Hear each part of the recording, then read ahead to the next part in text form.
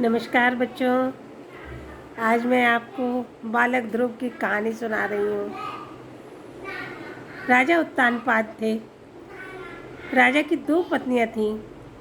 एक पत्नी का नाम था सुनीति और एक पत्नी का नाम था सुरुचि। और उनके दो पुत्र थे। एक का नाम बालक ध्रुव और एक का नाम था उत्तम। दोनों पुत्र राजा के घर में खेल रहे थे। खेल रहे थे। उस समय अचानक से ध्रुव ने आकर अपने पिता की गोद में बैठ गए। जैसे ही सुरुचि ने देखा कि बालक ध्रुव पिता की गोद में बैठे हैं, उनके मन में अचानक यह विचार आया कि ऐसा ना हो कि कहीं महाराज इसे उत्तराधिकारी घोषित कर दें और राज्य इसे दे दें। ऐसा विचार करके उन्होंने बालक ध्रुव का हाथ पकड़ा और पिता की गोद में से नीचे उतार दिया। जब बालक रोते रोते अपनी माता सुनीति के पास पहुँचे तो माँ ने उन्हें रोने का कारण पूछा।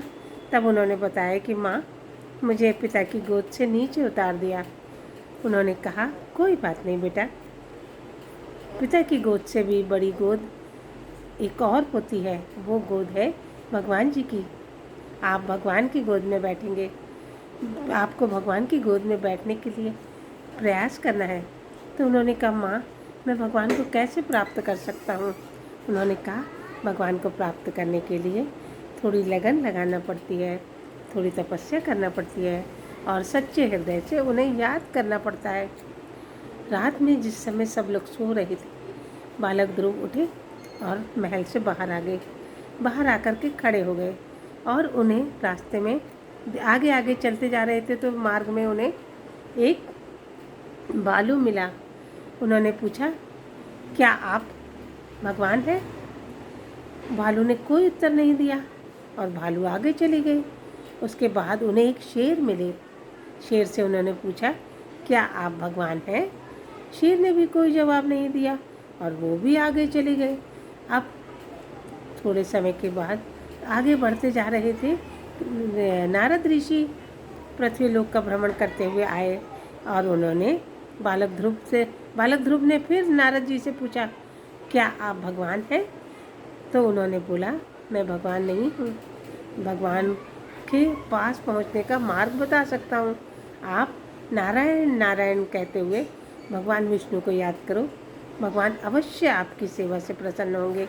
ऐसा कहकर ऋषि नारद जी चले गए। जैसे ही नारद जी चले गए, उसके बाद वो ध्यान मग्न हो गए और पेड़ के नीचे बैठ गए। बहुत आंधी आई, वे नहीं हटे। तूफान आया, वे नहीं हटे।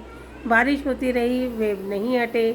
खूब गर्मी पड़ी, तब भी नहीं हटे, क्योंकि उनका विश्वास बड़ा अटल था। उसके बाद भगवान उनकी तपस्या से प्रसन्न हो गए और भगवान ने कहा, बालक, मैं तुम्हारी सेवा से प्रसन्न हूँ, तुम मांग लो, क्या मांगना चाहते हो? उसने कहा, भगवान, मैं आपकी गोद में बैठना चाहता हूँ। और भगवान ने तथास्तु कह करके उन्हें एक तारा बना दिया। चूँकि उनका विश्वास बड़ा अटल था, वो अटल विश्वास के साथ अपने ध्यान मगन थे, अपनी लगन में पक्के थे, इसलिए भगवान ने प्रसन्न होकर के उनको एक स्थायी अटल और ध्रुव तारा बना दिया। सारे तारे एक जगह से दूसरी जगह तक आते जाते रहते हैं, अपना स्थान परिवर्तन करते हैं, लेकिन वो जो ध्रुव तारा है वो उत्तर दिशा में सबसे चमकीला जो तारा है वो तारा बनकर चमकते रहते हैं।